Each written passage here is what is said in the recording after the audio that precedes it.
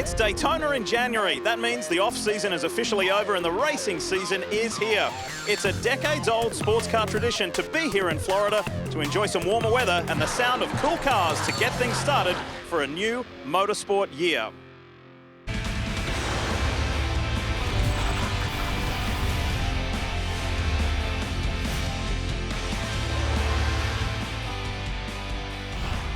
It's a beautiful day to get 2019 going, a new racing year going, and the 50th anniversary season of IMSA. Hi folks, welcome to the World Centre of Racing here at Daytona International Speedway. Lee Diffie along with Calvin Fish, and we say welcome not only here to this iconic venue, Cal, but welcome to this new racing season. And we've got over 100 hours of IMSA sports car racing here on NBC Sports, your home of motorsport. We've got some IMSA Prototype Challenge racing to get to here in just a moment, but first, let's look forward to almost the end of the month. On the 26th, it is the Rolex 24 at Daytona, the IMSA WeatherTech Series. So much to look forward to in that. There really is, Lee, a massive field. Once again, a quality like we've never seen before in terms of the teams, the drivers, and certainly the equipment. Big news, of course, the return of Fernando Alonso, our two-time Formula One champ. He's coming back to Daytona, trying to follow up on that brilliant victory at Le Mans last year. But the biggest story of the month is the return of Alex Zanardi, the charismatic Italian who unfortunately lost both his legs in a big crash in Germany back in 2001. He's racing back in North America for the very first time. He's got a legit shot at the win here, Lee, in the class in GT Le Mans, driving a BMW, and that would be a huge story of this month. He's been the most photographed and most asked for autograph driver here this weekend as well. Not only about the WeatherTech Series, we've got Michelin Pilot Challenge Series racing, which brings some terrific drivers, great manufacturer involvement, and really close racing. And a massive field there as well, Lee. Big momentum when we switched to the GT4 platform a couple of years ago. That GS class has just grown. Same thing with TCR. We introduced that last year. Great little race cars, great field, great drivers. Going to be a fun one to watch this year. Okay, right here, right now is IMSA Prototype Challenge Racing. I really like this because it's cool cars, very much a level playing field, and the jump-off point. This is a really good platform for younger drivers wanting to look maybe to get up to Michelin Pilot Racing or IMSA WeatherTech Series competition. Well, these prototype cars are the real deal. The LMP, the Racing Machine, will run about 180 around here at Daytona, and the young drivers in this field, look out, they're the stars of the future. It's a new year, it's a new racing season, the sun's out, we're in Daytona, it's time to go racing. IMSA Prototype Challenge, and calling the action, the IMSA Radio Squad. Let's go to it right now. Hello everybody and welcome to the World Centre of Racing. This is Daytona and this is the start of the 50th anniversary season for IMSA as an organising body. And the winter is pretty much over. Daytona International Speedway, Daytona Beach, Florida. This is where speed lives, right here. And it will kick off the IMSA season with the IMSA Prototype Challenge on the infield circuit. Just over 3.5 miles, action areas at turn 1, the 3 hours of the Scouts of America IMSA season opener for their 50th anniversary year. Jeremy Shaw and our new recruit to IMSA TV and IMSA Radio, welcome Brian Till.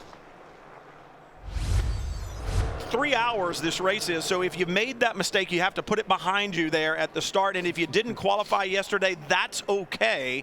You'll start at the back, but you've got 3 hours to make it up. Grist, crawling, very slow pace, looking for the green flag, starter looking down, getting to pit in and expect these V8s to come to life at the drop of the green. There it is, and Grist with a huge jump over McAleer and up the inside. Anthony Simone in that Burgundy car looks to the inside, heavy braking into one. McAleer stays on the outside in the blue number 10. Can he hold it, Jeremy? Yeah, maybe just about. They're going to go sideways through the kink there. There's a kink there, isn't there? That right and left bit, which we saw that McAleer was able to get that jump and up into second place. You know, the stewards are not going to be very happy with that start. The drivers are told they must maintain pace car speed, or they're not on that pace track as they come up to the green flag. Clearly, it would appear to me that Grist didn't do that. I think there might be a bit of a tongue wagging going on there. But anyhow, it was a clean start, and it is Garrett Grist that leads from Stephen McAleer. And everybody has gotten through the first several corners. Remember, it was the kink and the West Horseshoe that created the problems on the pace lap. But Garrett Grist, and then a little lockup. Like the 5th place car back in there, the 55 perhaps of Nico Rieger with a little lockup on the front in the braking zone of turn 6, and Grist with a big jump as they get onto the trial. and it was wet yesterday, so you were talking about during the qualifying session they would have had to dial the brake pressure to the back of the car yesterday. There's no warm-up to get ready for this race. No, just that one exploratory lap before the start race, so we've got to get that brake balance set again before the start. Remember, on a prototype car, a race car, you can move braking force to the front or back. And what Jeremy was talking about, in the rain, you don't transfer as much weight under braking. You don't have as good a braking capability. And so you've got to adjust your brake bias towards the rear a little bit. Without that opportunity to get everything set perfectly, it's going to take a few laps to get brake bias set. The other question is, Jeremy, very different racetrack than these guys have been in all weekend long. That heavy rain yesterday has washed a lot of the Michelin rubber off. Some of it was put back down with some practice sessions earlier today. And Chris now with lockup into one.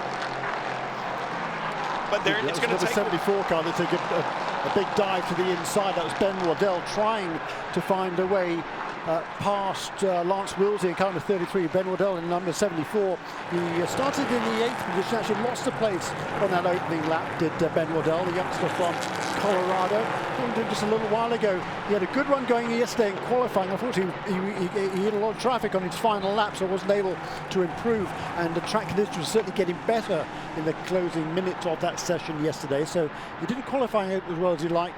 He would have liked it, Ben Waddell, but he's looking to make some ground in the early stages. And he's putting the pressure on the 33 of Lance Wilsey right now, trying to get that position, trying to move forward. It's interesting when you look at the driver pairing in the 74 car, Ben Waddell and Wyatt Schwab, they weigh 100 pounds different than each other. Yes.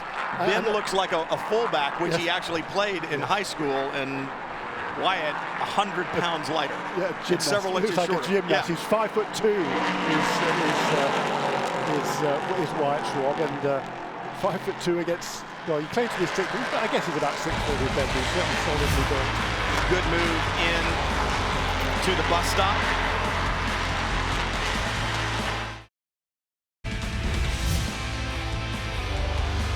Safety car now comes to pit lane.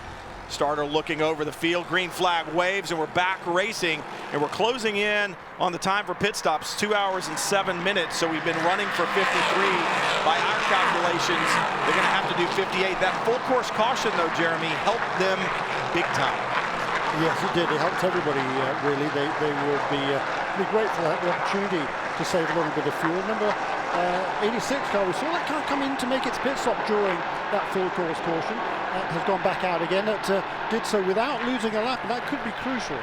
I'm not sure, can you change drivers under caution? I should know the answer to that question. Yeah, you're making me reach for my rule book and putting me on the spot there.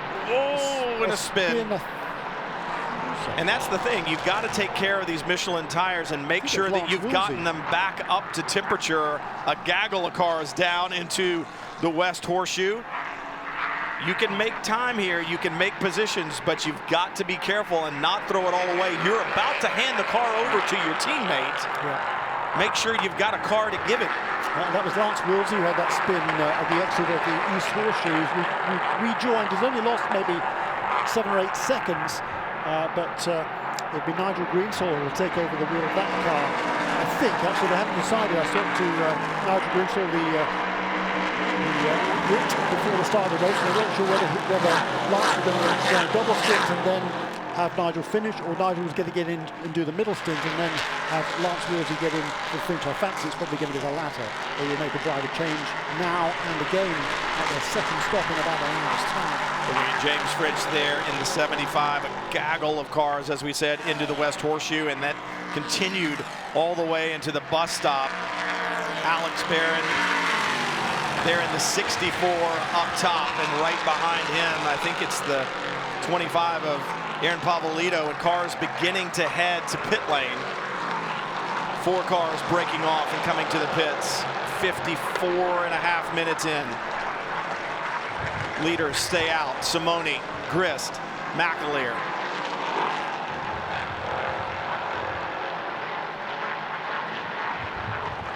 Pit stops underway. The battle continues for the lead. And remember, 3 minutes from the time you cross the pit in line until you cross the pit exit line has to be at least 3 minutes. fuel doesn't flow particularly quickly in these cars. Yeah, it's about 45 seconds, I think, to refuel the cars. So they've got plenty of time. They've got about 2 minutes, as you say, a minimum of 3 minutes to pit stop. It's generally going to be 2.5 this season. But as you say, with the extension of the pit lane speed limit this year, all the way around turn 1, that's made the pit road delta, the time from when you come in to when you go out, considerably longer. So that is why the minimum pit stop time has been increased for this race, and that minimum pit stop time is from the moment they cross the line at the beginning of the pit lane to begin the speed limited run through the pits to the pit lane exit as well. So it's a long way. There's plenty of time for them to make this pit stop still, but they've got to think about what to do. Only 3 crewmen allowed to go over the wall, 2 of them involved in the wheel changing process and then the refueler as well. And the leaders back across the line. They will not pit this lap. A problem for the 2. He's lost a tire. And I don't mean lost it as in the wheel came off. That's the tire carcass. So he had a deflation and the carcass has now come off. Now here's the problem. The leaders just went by the line. There's a large piece of debris on the racetrack. If they go full course caution to pick this up, and it's going to keep everybody out because they're going to close pit lane while they go full course caution to get it, and that could be a problem. And I believe they may have to do that. It'll be interesting to see if the officials will give the leaders a chance.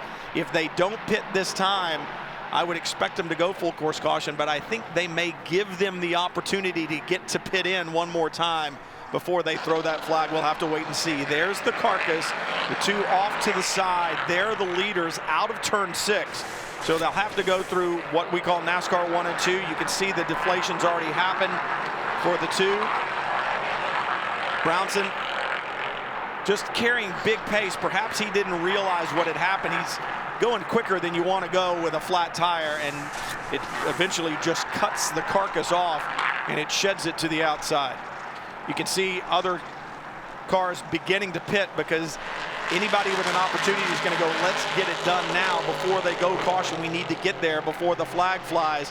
Where the leaders, they're in NASCAR 3 and 4. You would expect them to pit. Dive down, guys, and come to pit lane. This is when you need to get it done, and indeed the 23 is in. And oddly enough, no, he doesn't come. And the caution is out. Caution is out, so he stayed up on the racetrack. That was curious. It's curious. That may answer the question that you and I both should know. Yeah, no, I think you can't make a pit stop under caution. And I don't know if it came out at a point in time where Simone had to bail because the light came on before he got to the commit mark. And that's why he stayed up. But he lost the position.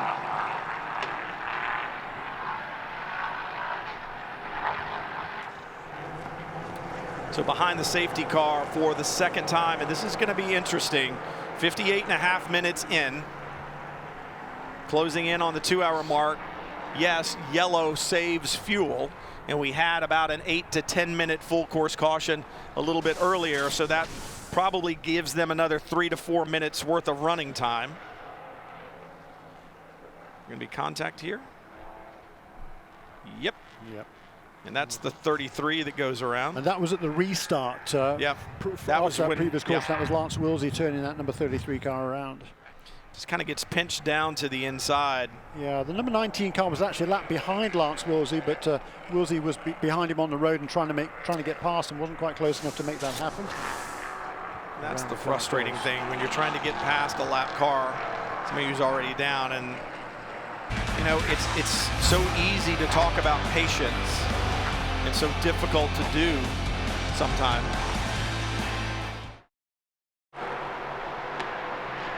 Green flag waves, we're back racing. Everybody needs to take the green flag on the racetrack before you pit. 2 hours and closing down on 2 hours and 6 minutes on the fuel on board these cars right now. Fluker all over the back of Stephen McAleer, the black 47, really putting pressure on that multicolored blue number 10 out in front as Simoni leads the field back to green. And McAleer with a little bobble off the international horseshoe, and Fluker absolutely glued to the back wing of the 10. There's another spinner at the exit of the horseshoe as well. It's kind of a 25. That's Aaron Povolado. We saw he was running in the 4th position right at the start of the race. He'd fallen back to 6th at the restart. That'll be interesting to see. He's right there with Alex Barron and James French. Ben Waddell was in there as well. It'll be interesting to see if there was contact or he did it on his own. Expect to see all these lead cars in next time by, but they've got to get there. I would think they've got to be running really low. Closing in on 2 hours and 7 minutes in the books. Down to the bus stop one last time for Anthony Simoni, and I would fully expect to see him on pit lane. Yeah, I would too. And what's interesting to me is the number 4 car that has made a pit stop. Neil Alberico has taken over this car from Leo Lamelas. They made that pit stop between the 2 caution periods. They were the only car on the lead lap to do so. And that was a great call, because obviously Neil Alberico, very, very quick race car driver. And while these other cars are sitting stationary, and now this is interesting, the 51 stayed out. Yeah, so did. Garrett Grist in the 51 has stayed on the racetrack, retakes the lead. Everybody else that was running right there with him is in. Fluker, McAleer, they've all come to pit lane. Simoni. And as we would expect, I find it interesting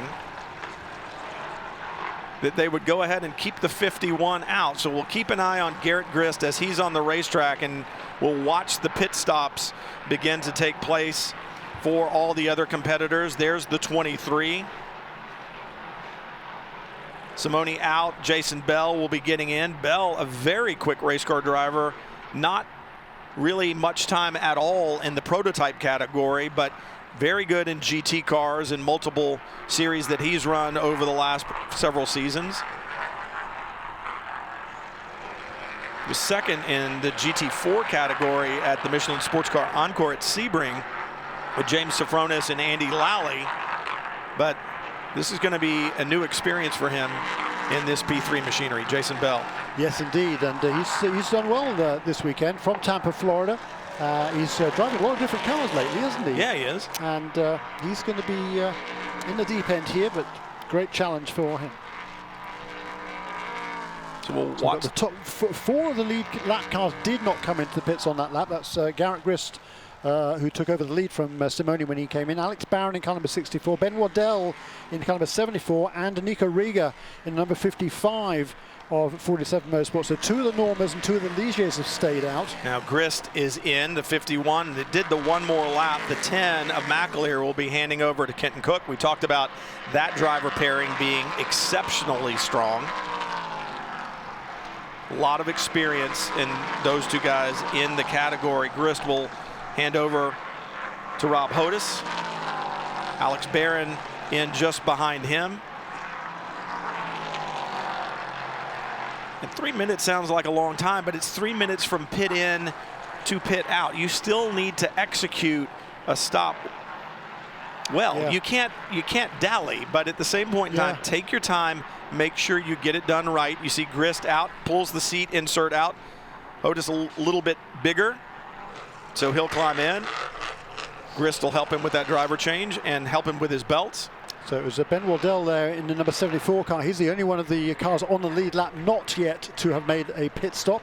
A lap down still is car number 4 in 10th position, but he has made his driver change already, so he's looking in pretty good shape here by the time we get back to green, I believe.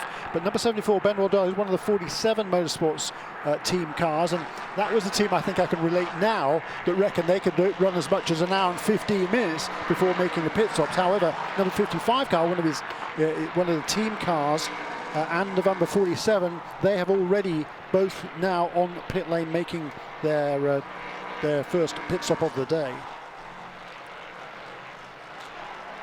IMSA Prototype Challenge Scouts of America 3 hour. continues. An hour and 49 minutes to go, and that first round of pit stops being completed. Cars getting back on the racetrack. Minimum. Oh, and there's a spin for the 23 right out of the pit lane. Cold tires, and just coming off the horseshoe there, the international horseshoe, lights up the rear tires just a little bit, and Jason Bell with a spin. Just stay cool, stay calm. You got time, get this back under control, and indeed he does, and pulls away. But it's just kind of a reminder, hey, your Michelins are not ready to go just yet. You've got to get them up to temperature, and that's what's so difficult. No tire warmers, can't preheat the tires, get them up to pressure and temperature, and so you've got to go do it on the racetrack. Take a look here. Bell, little high there, and just gets out there, and perhaps the paint, you saw that white stripe, and that was close. Anytime you get on a painted surface on a tire that doesn't have good grip in it yet, it's a recipe for disaster. That paint fills in all the aggregate and makes it nice and slick, and you saw just about the time that left rear got to the paint, that's when the car came around.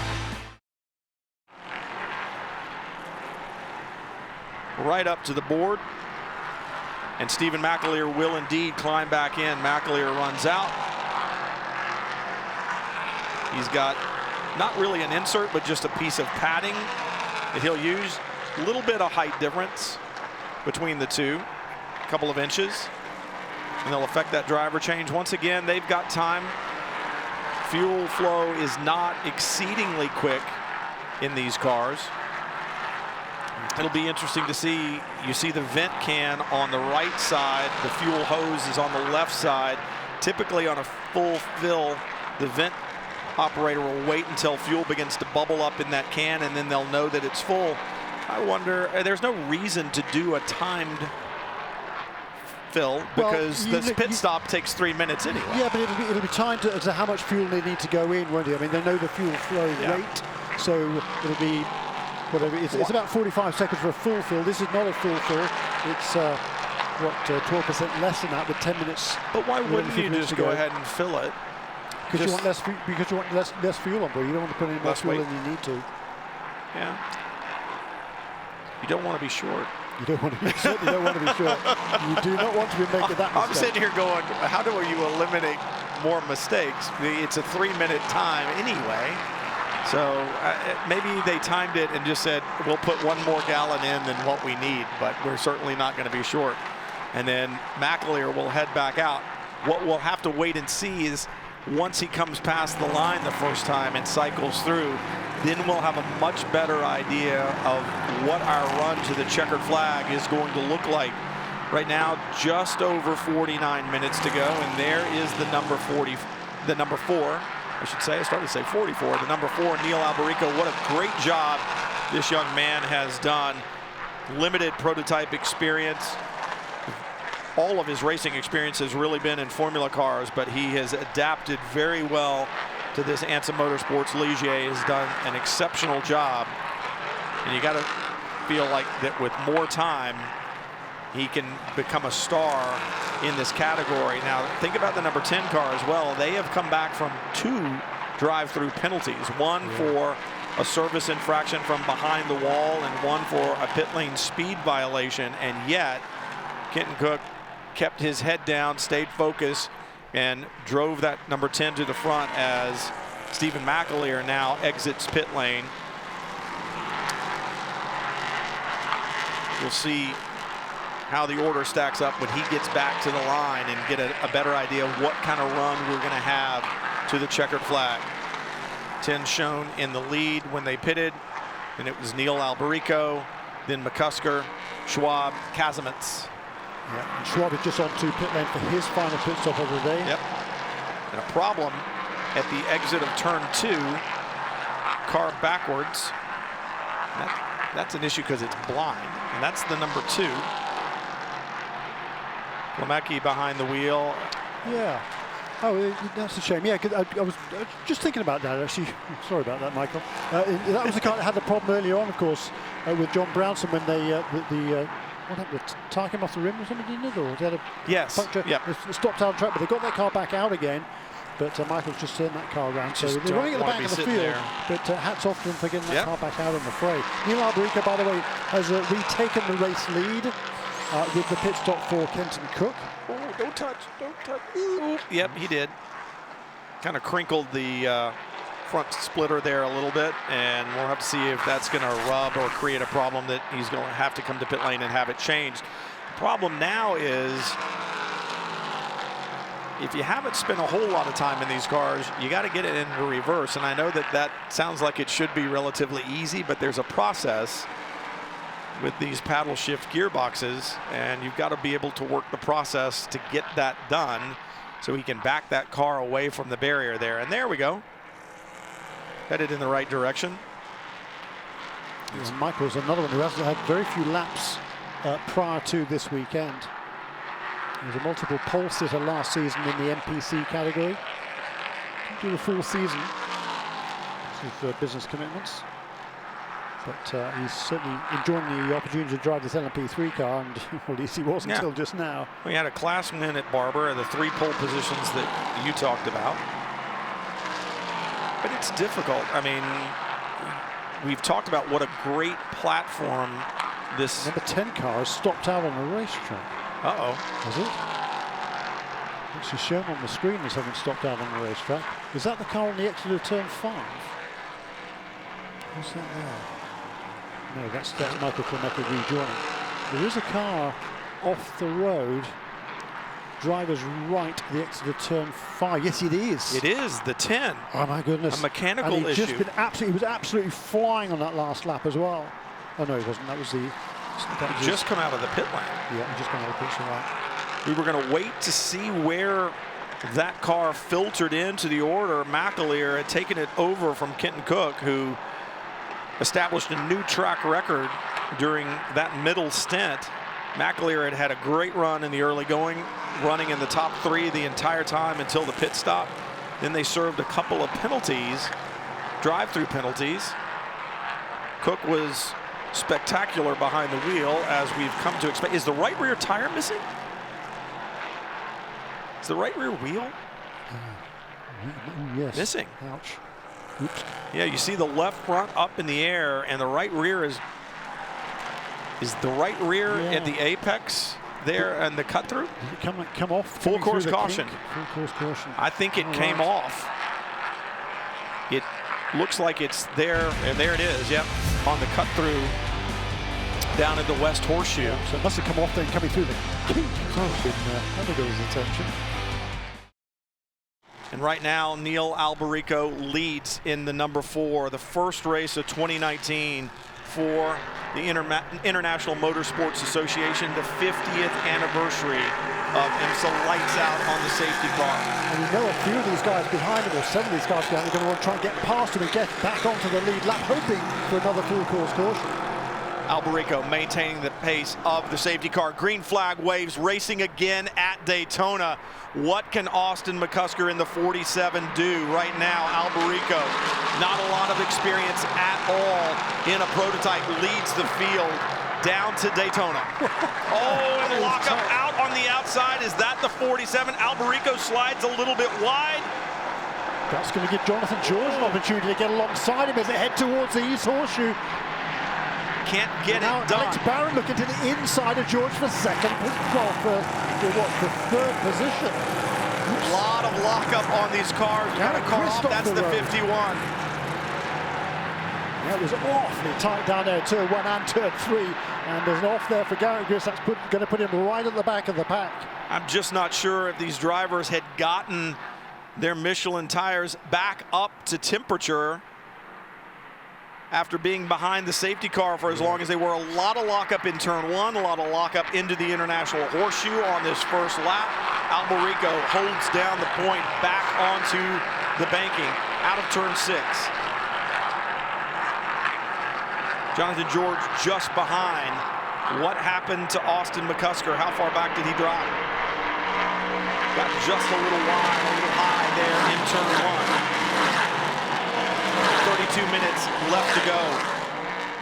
Round 1 of the 2019 IMSA Prototype Challenge Series. Scouts of America 3 hour through the bus stop after the restart. under caution the last time because of the right wheel that departed the number 10 from Robillard Racing. Stephen McAleer had just pitted and hadn't gotten even one lap in when that right rear wheel departed. Stalled at the West Horseshoe, and he had to go full course caution to get him. Alberico with a great run, limited prototype experience, learning lap by lap, leads the first lap after the restart, hopefully the final restart, and the run to the checkered flag. Now 32 minutes to go. Under 5 seconds to get back to Austin McCusker in second position. Take a look at the restart. Jonathan George in the blue and yellow. That McCusker that gets up high. Casimir locked up on the outside, lost a couple of positions. McCusker a little bit further back, and there's that great run. George trying to get that lap back. Yeah, but be careful there not to push the issue too hard. Look at all the lockup that we see. Oh, and there was contact there, a car up the inside. We saw the 51 go off, but from that view, you could tell it was not Garrett Grist's issue. He was actually hit by another car that was in the middle. Somebody came up the inside. Garrett Grist just brought that car onto pit lane. 51 being serviced on pit lane right now. Alberico leads, then McCusker, Jonathan George, but George a lap down. McCusker about 5 seconds, right at 5 seconds behind Alberico. There goes Garrett Grist rejoining, so he's still on the same lap as all the cars from third on back, so he'll be in the 12th position overall, but from third to 12th, all 1 lap down to the 2 race leading cars. Number 4 of Neil Alberico, number 47 of Austin McCusker. Right at a half hour to go for Neil Alberico. What would a victory mean to this young man? Steps in to this car, limited laps, didn't get the chance to qualify. Leo Lamelas, a good run in the opening stint from the green flag, handed over to Alberico. Alberico will do a double stint to the end. 2-car with a penalty, full service in closed pits. That's going to be a stop plus 4 minutes. And there's the 74. You can come into a closed pit and do emergency service, but you can't come in and do full service. Let things settle down just a bit. And McCusker dropping.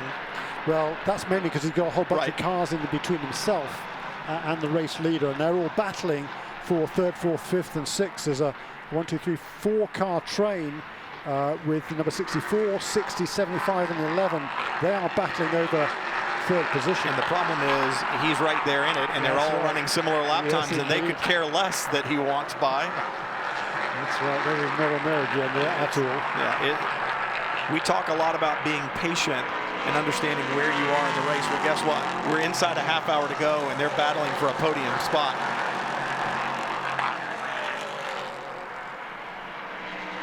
Meanwhile, while that takes place, Alberico through the bus stop once again.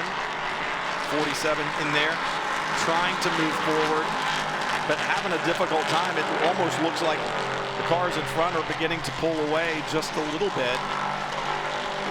McCusker has to be frustrated. He sees those 4 or 5 cars out in front. But at the same time, Neil Alberico, at this stage at least, he's hoping to do the full championship, but this deal came together literally at the last moment, because last week, side by side for a position there is Alex Barron and I think it may have been Casimir. And Casimir, it was, yes.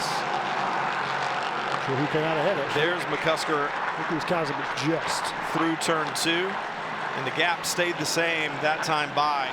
McCusker has to get through this traffic, which is not going to be easy. You can see it in front of him. They're all running very similar lap times. If he wants to get to Neil Alberico, there are 1, 2, 3, 4, 5 cars in front that he's going to have to clear, and that is not going to be an easy feat by any stretch of the imagination. But like you said, you know, you've got to take stock of what it is that you know you're doing in the championship. If you're Austin McCusker and you're going to run the entire championship, and perhaps the guy that's out in front of you isn't, well, you think championship. Yeah, that's my point, absolutely. I mean, Neil, as I say, the deal came together, I think, well, certainly less than a week ago, and So it's far from guaranteed to be able to run the full championship. We've seen in the past the AMSA Motorsports, they've had guest drivers come in, win races. Nico Jamin, for one, who's here this weekend coaching for AMSA, by the way.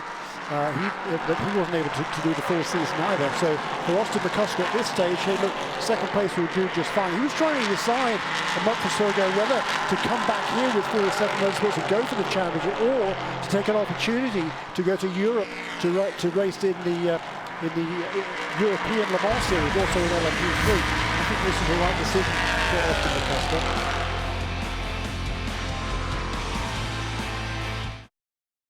McCusker continues to try to get past the 64 of Alex Barron, and Alberico working past the 86 of Dave House.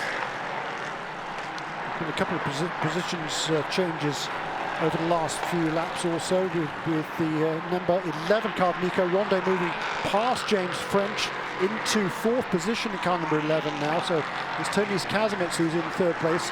The last car on the lead lap, having overtaken the Alberico 5 or 6 laps ago, and second place on his own now, fully 11 seconds behind the race leader is Austin McCusker in car number 47. But Nico Ronde up to fourth, ahead now James French. Alex Barron is running still in sixth position, and behind him Mikhail Masson is just on this last couple of laps has moved past Jonathan George into seventh position in car number 19. So Jonathan George now in number 7 is in 8th place, but he's still in a good enough position to be able to look at the all bronze equivalent of your Masters class from a few years ago, with the number 33 car, Lance Wilsey, 3 positions further back in 11th place in car number 33.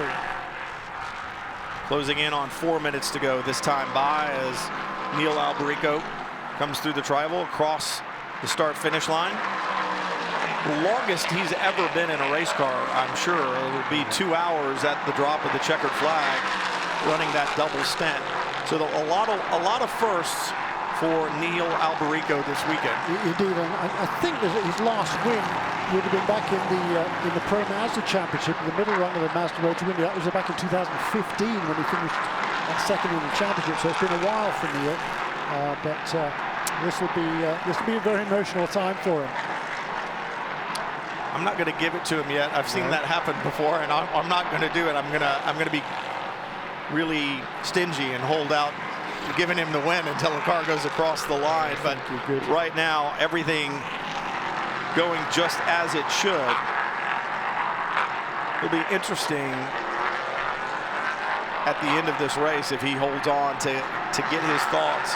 Obviously, a victory would be incredibly special, but a new take on motorsports for him, as we've said, a very different look from what he's used to doing. For Austin McCusker, if he holds on, he's thinking championship. He's come close to it before, so what's it going to take to get one this time? He had 2 wins, 2 second places, finished second in the championship last year, so he knows he needs to collect all the points along the way, and I think that's what we've seen in the latter going here, a very smart, measured drive by that young man, only 20 years old, saying, hey, I want to win when I can, but if not, I'm going to take as many points with me as I go. And yeah, completely agree. He'll have his 21st birthday in just a couple of days. 2 weeks. Yeah. For Austin McCusker. So he'll be 21 when we come back for the Rolex 24.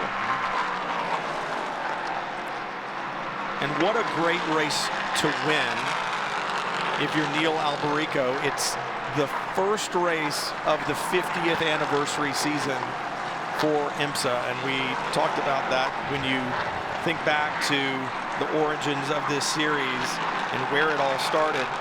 Think back to John Bishop and Bill France Sr., who envisioned sports car racing in North America and what it should be. And obviously it's gone through iterations throughout the years and throughout the decades, but in great hands and with a great vision to the future. And you look at the different series that run underneath the IMSA banner, there's something for almost everyone, depending on what it is you want to do. As a problem for the 86, Dave House. Like he left a piece of carbon fiber back there somewhere. That was in the International Horseshoe. but to say that you won the first event of the 50th anniversary season is pretty special. You won it at Daytona, the first event of the 50th anniversary season, your first IMSA start. Pretty magic stuff. Closing in on a minute to go, just under a minute. Alberico through NASCAR 3 and 4. He'll have to do one more lap because he'll cross the line with 35, 40 seconds left to go. And here he comes, white flag waves. I'm sure the crew on the radio is saying, just do what you've been doing for the last 2 hours. Yeah, no need to set a lap record on the last lap, just bring it home. And when you look at that, there's really only one more lap car in front that he should have to deal with at all on this lap. You see it there coming out of the International Horseshoe. In front of that car, there's literally nothing until turn 6. So there's only one if he closes in and catches it. It's a matter of just focus forward, just as he's done for the last 2 hours. And really hats off to all the competitors, all kinds of stories throughout the top 5. Lap record for Tonise Kazimets there in 3rd. Austin McCusker doing what he's done throughout last season, being consistent, turning in good performances, being smart, thinking championship. Yeah, a great drive also for that number 60 team. Looking like they're going to come home with a 3rd position here with Tonise Kazimets. We talked about earlier on, he was the first of the leading cars to make his final pit stop with just over an hour remaining. So he's going to be fairly tight on fuel here, but he's done a really excellent job. It was Bruce Hamilton who started the team principal here for Rover Racing. Rover, by the way, is effectively a Scottish werewolf. The car has been beautifully driven. Some days it all goes well. It all goes according to plan. Yesterday it did not in qualifying. Today it did, as Neil Alberico and some Motorsports Ligier see the checkered flag and they take it at Daytona. The first win for Neil Alberico in his IMSA career, in his first start, the first race of the 50th anniversary season for IMSA, and it couldn't have happened in more spectacular fashion. The weather absolutely perfect here at the Roar, and a great crowd on hand to witness it.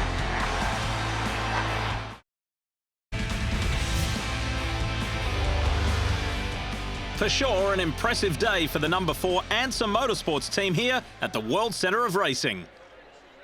After missing qualifying a day earlier with an engine change and starting 16th, Leo Lamelas and Neil Alberico worked their way through the field for victory. The 47 Motorsports duo of Austin McCusker and Rodrigo Fluker also fought back after qualifying issues to finish 2nd, while the trio of Hamilton, Kazimets and Maxwell rounded out the podium for Wolver Racing. Meanwhile, for IMSA, it's their 2nd Daytona win in a row. Yeah, it was great. It was a long double stint, but Leo Lamelas did a great job in the first stint. We changed an engine last night, didn't know where we were going to be, and to come home with a win is awesome for these IMSA Motorsports guys. The team did a perfect job yesterday.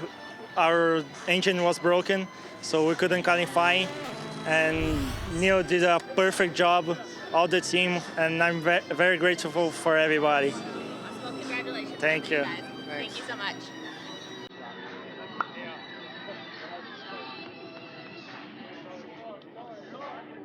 Like they did a year ago, IMSA comes away from Daytona with the championship points lead. Right behind them are 47 Motorsports, who had 3 cars in the race and placed 2 in the top 10. Next up for Prototype Challenge Racing will be the 1 hour 45-minute race in Sebring in March. And speaking of what's coming up, the networks of NBC Sports will have continuous coverage of the Rolex 24 at Daytona at 2 p.m. Eastern.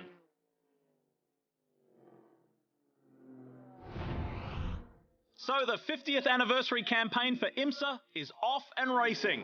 And along with Calvin Fish, Brian Till and our entire broadcast team, I'm Lee Diffie, proud to say that NBC Sports is your exclusive home of IMSA sports car racing in 2019. We look forward to seeing you from here in Daytona in just over a week's time.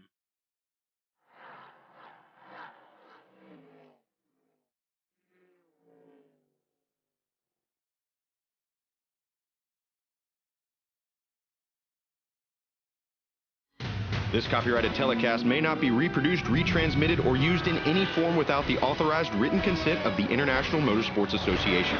We would like to thank all of our loyal fans for your continued support, and we hope you enjoyed today's broadcast.